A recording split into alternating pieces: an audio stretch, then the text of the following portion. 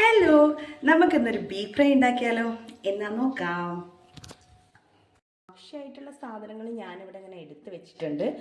കുറച്ച് തോനെ ചെറിയുള്ളിയും പിന്നെ കുറച്ച് വലിയുള്ളിയും പിന്നെ ഇഞ്ചി, വെളുത്തുള്ളി, പച്ചമുളക്, കറിവേപ്പില, അങ്ങനെ കുറച്ച് സാധനങ്ങൾ വേണം. പക്ഷെ ഞാൻ കുറച്ച് സാധനം ഇവിടെ എടുത്ത് വെച്ചിട്ടുള്ളൂ. ആദ്യം നമുക്ക് ഒരു കുക്കർ അടുപ്പത്തേക്ക് വെച്ചിട്ട് തീ കത്തിച്ചു കൊടുക്കാം. ഓക്കെ, കൂടെ എൻ്റെ വാവാച്ചി ഉണ്ട് അല്ലേ? വാവാച്ചി ഹായ്. വാവാച്ചി ലിപ്സ്റ്റിക് ഒക്കെ ഇട്ടതാ കേട്ടോ. അത് നമുക്കിത് ഒന്ന് നോക്കാം. ഞാനൊരു കുക്കർ അടുപ്പത്തേക്ക് വെച്ചിട്ടുണ്ട്. അതിന് ശേഷം നമുക്ക് കുക്കർ നന്നായിട്ട് ചൂടായി വന്നിട്ട് വെളിച്ചെണ്ണ ഒഴിച്ചു കൊടുക്കാം. ഓക്കെ, അപ്പം നമുക്ക് ഇതിലേക്ക് വെളിച്ചെണ്ണ ഒഴിച്ചു കൊടുക്കാം. അതിൽ കുറച്ച് വെള്ളം ഉള്ളത് കൊണ്ട് അങ്ങനെ ആവശ്യത്തിനുള്ള വെളിച്ചെണ്ണ ഒഴിച്ചു കൊടുത്തിട്ടുണ്ട്. ഒരുപാട് വെളിച്ചെണ്ണ അങ്ങോട്ട് ഒഴിച്ചു കൊടുക്കണം കേട്ടോ. കാരണം എന്താ വെച്ചാൽ നമുക്ക് വറവിടാൻ വെളിച്ചെണ്ണ വേണം. ഇതിലേക്ക് കുറച്ച് വെളിച്ചെണ്ണ ഒഴിച്ചു കൊടുത്തിട്ടുണ്ട്. അതിലേക്ക് നമുക്ക് വെളിച്ചെണ്ണ ചൂടായിട്ടുണ്ട്. അതിലേക്ക് നമുക്ക് ഇഞ്ചി ഇട്ട് കൊടുക്കാം. അതേപോലെ കുറച്ച് വെളുത്തുള്ളി ഇട്ട് കൊടുക്കാം. പിന്നെ അതേപോലെ തന്നെ നമുക്ക് അതിലേക്ക് നമുക്ക് കുറച്ച് കറിവേപ്പിലയും കൂടി ഇട്ടിട്ട് നന്നായിട്ട് വഴറ്റി കൊടുക്കാം.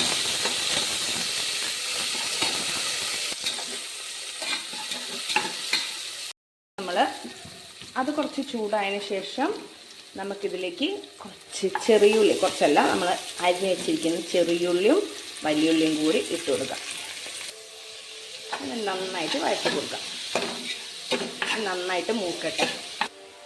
ഇത് പെട്ടെന്ന് വഴന്ന് കിട്ടാൻ വേണ്ടിയിട്ട് നമുക്ക് കുറച്ച് ആവശ്യമായിട്ടുള്ള ഉപ്പിട്ട് കൊടുക്കാം. ഉപ്പൊക്കെ ഞാൻ കൈ കൊണ്ടാട്ടോ ഇടാം. എനിക്ക് സ്പൂൺ കൊണ്ട് ഇട്ടാൽ ശരിയാവില്ല. ആവശ്യത്തിനുള്ള ഉപ്പിട്ട് കൊടുക്കാം.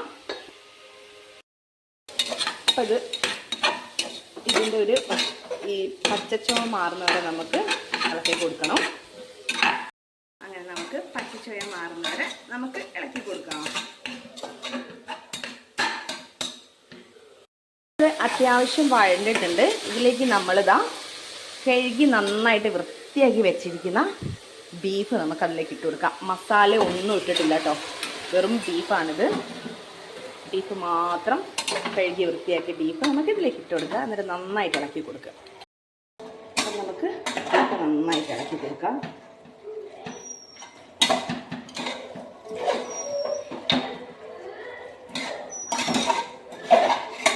മസാലയൊക്കെ ഇത് കുറച്ച് വഴങ്ങിയതിന് ശേഷമാണ് ഞാൻ ഇട്ട് കൊടുക്കാറ്. ഈ ഒരു റെഡ് കളർ മാറി ഒരു വൈറ്റ് കളർ പോലെ ആകുന്ന സമയം വരെ നമ്മൾ ഇത് ഇളക്കി കൊടുക്കണം.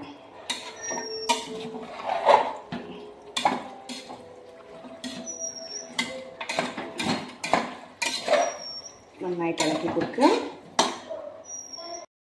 ബീഫിൽ പിന്നെ നമുക്ക് വെള്ളം ഒഴിച്ചു കൊടുക്കേണ്ട ആവശ്യമില്ല. ആ ബീഫ് തന്നെ വെള്ളം നന്നായിട്ട് ഉണ്ടാകുന്നതുകൊണ്ട് നമ്മൾ തീരെ വെള്ളം ഇതിലേക്ക് യൂസ് ചെയ്യുന്നില്ല കേട്ടോ.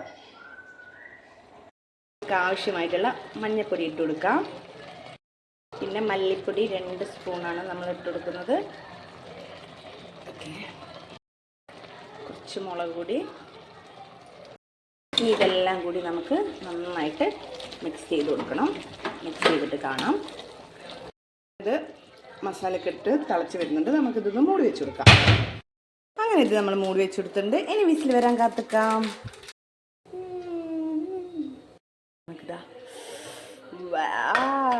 സൂപ്പർ, നല്ല വറ്റിതാ, വെള്ളം ഒഴിക്കാത്ത ബീഫിലിതാ ഇത്രയും വെള്ളമുണ്ട്. ഓ, സൂപ്പർ സൂപ്പർ സൂപ്പർ. പാത്രം അടുപ്പത്ത് വെച്ചിട്ടുണ്ട്. പാത്രത്തിൻ്റെ ഭംഗിക്കുറവൊന്നും ആരും നോക്കണ്ട. ഇത് ഇൻഡാലിയത്തിൻ്റെ പാത്രം ആയതുകൊണ്ടാണ് ഈ ഒരു കോലം. കാരണം നമ്മൾ ഉപയോഗിച്ചിട്ട് ഇങ്ങനെ വെച്ച് കഴിഞ്ഞാൽ ഇതിങ്ങനെ നാശമായിക്കൊണ്ടിരിക്കും. അതുകൊണ്ടാണ്, അല്ലാതെ വേറെ കുഴപ്പമൊന്നുമില്ല. ചൂടായ എണ്ണയിലേക്ക് നമുക്ക് കുറച്ച് കറിവേപ്പില ഇട്ട് കൊടുക്കാം. അതോടൊപ്പം നമ്മൾ ഇട്ട് കൊടുക്കുന്നത് തേങ്ങാക്കൊത്താണ്. തേങ്ങാക്കൊത്തൊന്ന് നന്നായിട്ട് ഇളക്കിയെടുക്കാം. നന്നായിട്ട് ഒരു ബ്രൗൺ കളറാവുന്നവരെ ഇളക്കി കൊടുക്കാം. ചിലരൊക്കെ തേങ്ങാക്കൊത്ത് വളരെ ചെറുതാക്കിയിട്ടായിരിക്കും മുറിച്ചിടാറ്. ഞാൻ കുറച്ച് വലിയ പീസായിട്ട് ഇട്ടതാണ്. കാരണം എനിക്കത് കടിച്ച് തിന്നുമ്പോൾ ഭയങ്കര ഒരു ടേസ്റ്റ് തോന്നും.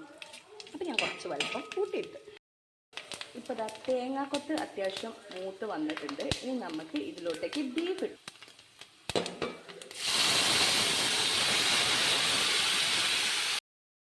തേങ്ങാക്കൊത്തിലേക്ക് ഇട്ടിട്ട് നന്നായിട്ട്